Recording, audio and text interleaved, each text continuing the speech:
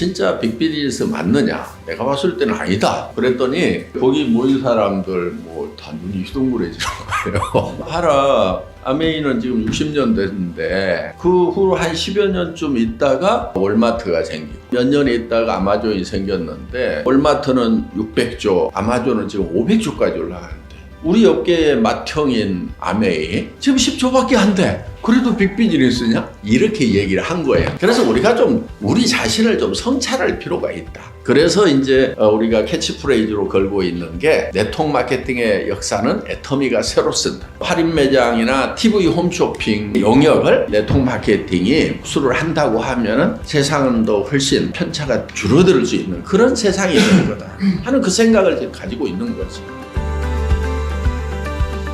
요즘처럼 어려운 경기 상황 속에서 새로운 미래에 대한 지평을 뚫고 그것들에 대한 지평을 제시하는 기업을 공익기업이라고 얘기를 하거든요. 근데 애터미가 절대품질, 절대가격이라는 경쟁의하고 성공의 민주화라고 하는 기업의 존재 목적이라고 하는 게 시즈라고 날줄로 결합이 돼서 다른 데서 카피가 안 되는 탭스트리가 만들어지고 이게 비전으로 제시가 되고 이게 구성원들 마음속에 심어져서 이제 제시하는 형태로 지평들이 끊임없이 이렇게 올라가고 있는 형태인데 하나의 기업이 성장하려면 돈을 벌어야 되잖아요. 많이 벌면 많이 벌수록 더 빨리 크는 건데 그것을 생산자, 중간 유통업자, 소비자 이 단계에 골고루 이익을 줘가면서 성장한다. 이것이 상호 어떻게 보면 모순적이면서 대립적인 개념이기도 한데 이것을 조화를 일으키는 거 이게 신기하다. 이게 혁신적이라고까지도 할 수 있는 거고 진부하다고 한 원칙일 수도 있는데 그러니까 모두가 다 잘 되도록 하자는 평범한 것이 바로 비범한 것이 되는 그런 것이 아닌가 하는 생각이 들어요. 보통 마케팅에서 차별화 전략 그러면은 두 가지를 다 추구하지 않아요. 양자택 일을 합니다. 저희는 양자택 이라는 말을 만들어 가지고 둘을 다 추구를 해보자 하는 쪽으로 이렇게 간 거고요. 그러니까 이 보통 마케팅 교과서에서 얘기하는 차별화 전략의 개념하고는 조금 다른 개념으로 간 거죠. 물론 대량 생산을 통해 가지고 엄청난 원가 다운을 하고 막 이렇게 했던 부분들도 있지만은 근본적으로는 제가 원가에 대한 개념이 있으니까 설득이 가능한 거죠. 전략에서 얘기할 때 프라이스 리더십이라고 해서 가격을 다운시키는 으로 나갈 것인지 아니면 품질을 차별화시켜가지고 디퍼런시에이션으로 나갈 것인지 이것들에 대한 싸움이거든요. 그런데 회장님 같은 경우는 본인이 엔지니어였었기도 하고 지금 그 네트워크 마케팅 사업을 하기도 하시고 일종의 양손잡이처럼 그게 직조가 돼서 전략 자체가 실제로 실행되는 게 문제예요. 그리고 더 가장 중요한 거는 뭐 절대 품질, 절대 가격이라는 것들을 왜 애터미가 해야 되는 이유에 대해서 묻질 않으시는 거죠. 그걸 지켜야 되기 때문에 이걸 끊임없이 실험을 하시는 거죠.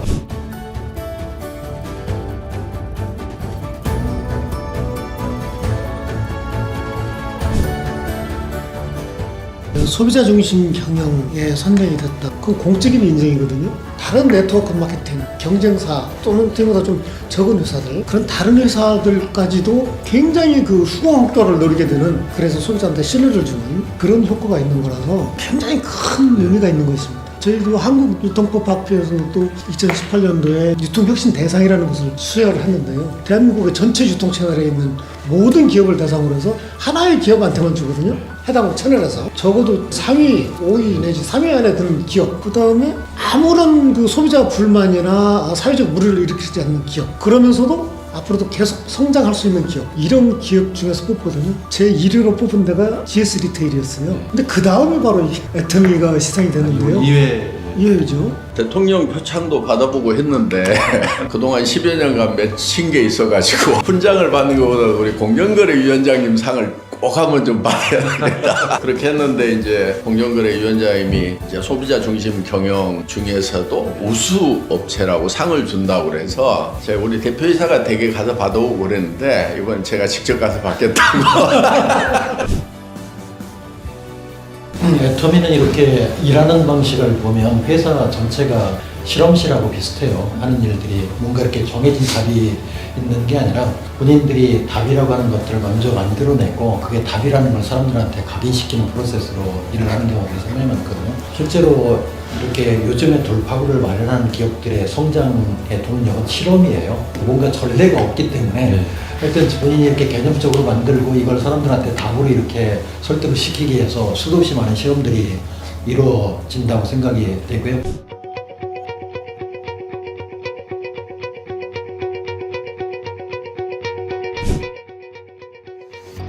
임상옥이라는 사람이 물질의 최상의 상태는 평여수, 물과 같이 평평하는 것이 좋다. 이렇게 표현을 했어요. 그러면은 저는 이렇게 보는 거예요. 나라는 사람의 울타리가 있어. 이 울타리를 높이 쌓고 물을 많이 채우면 채울수록 수압을 받죠. 수압을 안 받게 하는 방법은 담 밖에 하고 안에 하고 물 높이를 똑같이 해놓으면은 이게 스트레스를 안 받아요. 저는 그 ESG가 경영계에 화두가 된 거 정말 박수치고 싶거든요. 그래야 지속 가능성이 보장이 되지. 당장의 이익만 보고 막 빼먹듯이 한다고 그러면은 그게 어떻게 지속 가능하냐 이거예요. 그래서 지속 가능성을 당연히 생각을 하는 그런 차원에서 사회에 대한 기여도 해야 되고, 이런 형태가 글로벌에서는 기업의 새로운 표준이고 새로운 지평을 제시하는 방식이거든요. 근데 한국에서는 아직도 애터미 같은 회사가 뭘 의미하는지 대기업의 경영자들이 잘 이해를 못하는 것 같아요. 이런 것들에 대해서 애터미가 좀 레버리지가 잘 돼서 스토리가 잘 알려져서 애터미가 작은 회사이긴 하지만 경영하는 방식이라든지 이런 걸 좀 배웠으면 좋을 것 같아요.